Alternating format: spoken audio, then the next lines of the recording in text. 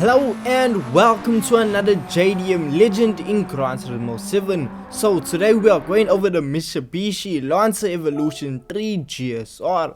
Now this iconic rally vehicle has been added now with update 1.35 to the game, and it's time to see how good it really is. So we have other Evos in the game like the Evo 10 and a whole lot of other ones, but the Evo 3, one of my personal favorites, has finally made it to the game, and I know a lot of people are actually super happy about that. Now I know people are happy that the Evo's here, and people that are just complaining that there are so many Evos already in the game, but regardless, having another one doesn't hurt. So the Evo 3, the vehicle that took Tommy Mäkinen to his first ever driver's title in 1996 in WRC, but we don't have that vehicle in the game. What we have is the standard road going version. So what do we get? Well, after spending 100,000, well, you get a classic JDM vehicle with 4-wheel drive, 264 brake horsepower, 309 newton meters of torque, and a weight of 1,260 kgs. So when you take that and put it out onto track, well, you get to experience some honestly enjoyable fun. Now with the vehicle being all-wheel drive standard, it does suffer from quite a bit of understeer. So when you come up to a corner, well, you might see the front end just running wide and not really making a proper turn. But all this can be fixed with a torque vectoring differential, but we'll add that once we start tuning the vehicle. Now in its standard form, the vehicle is decently paced. It's not the fastest thing out there, but for where it's from, like the time period, the car is exceptional because the acceleration is proper good. I mean, even compared to today's standards, it has really decent acceleration. It's not gonna blow your socks off, but it won't have you thinking, oh my word, this car is extremely slow. Just don't jump out of the Aston Martin Valkyrie into this, because then it's gonna feel like you're going nowhere. So the Mitsubishi Lancer Evolution 3 GSR, this car has been in almost every single Gran Turismo game except for missing out being in Gran Turismo Sports as well as Gran Turismo 3 A-Spec. So it's a legend within the Gran Turismo franchise. So when it comes to handling the vehicle, as I said, there is quite a bit of understeer, but that can be sorted out. Then power, okay, it isn't screaming, look at me, I'm the fastest out there. The car has a decent amount of power, 264 brake horsepower from a 4G63 turbo engine is really decent. For, as I said, for the time period, this car would have been super fast, but where we are now, the car really isn't. So if we now head on over to the tuning shop, well, we can add some well needed upgrades. Now in the tuning shop, after spending a few 100,000, well, you're gonna see a total figure of 549 brake horsepower with a weight of 982 kgs. These figures have been, as you can tell, dramatically increased over the standard figures, which should mean the car is going to be a lot livelier.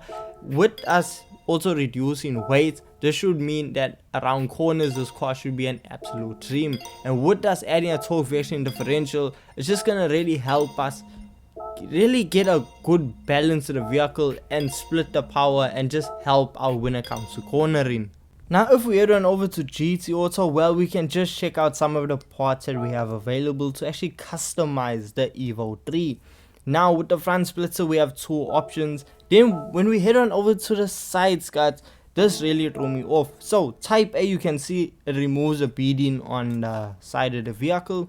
Then type B does the exact same thing, and as you can see, with me flipping between the two, there's no difference.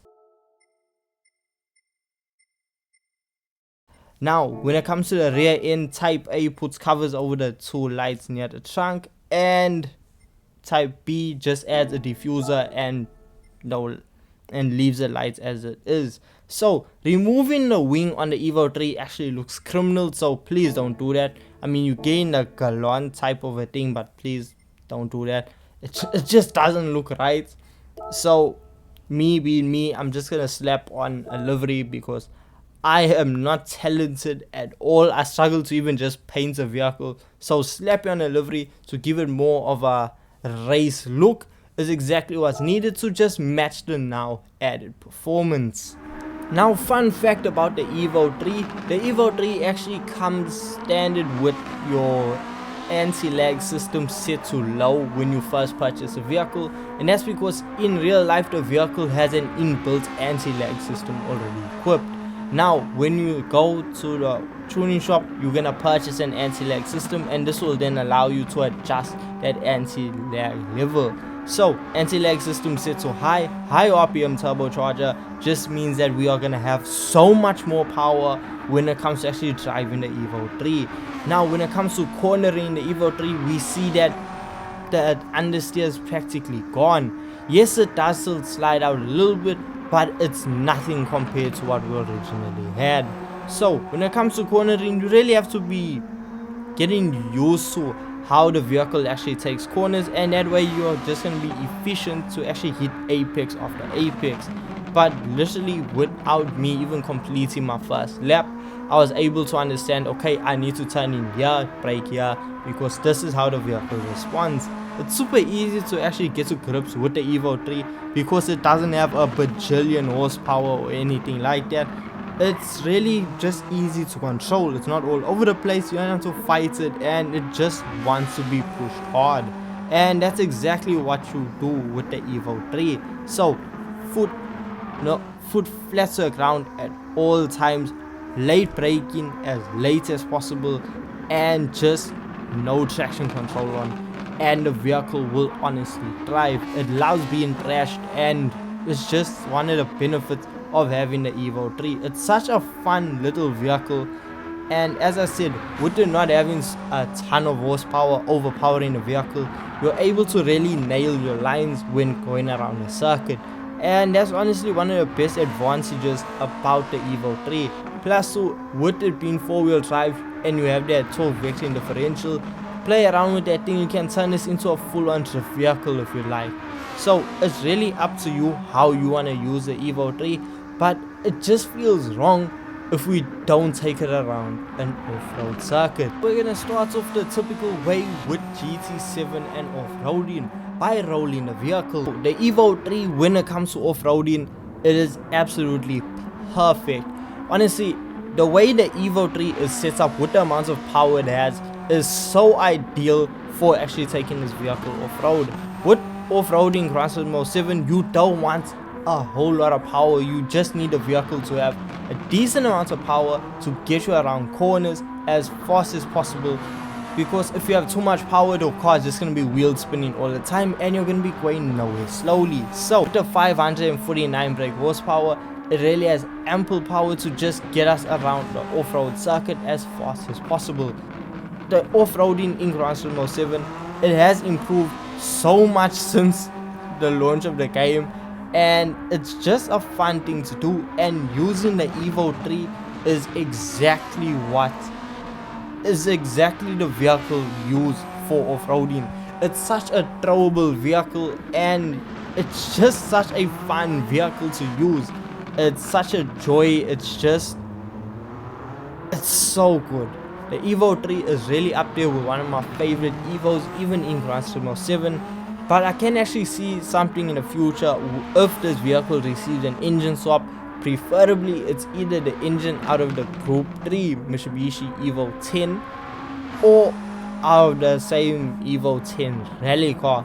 I can see that engine being a swap for this in the future, but look, I'm not gonna hold my breath, because even with the standard engine, the Evo 3 is still an absolute blast. So that about wraps it up. The Evo 3, for your 100,000 credits, you get a decent Japanese vehicle that is all around just a fun vehicle. So if you're looking for another fun JDM vehicle or more Gran Turismo 7 videos, well, hit that subscribe button, and I'll see you guys in the next one.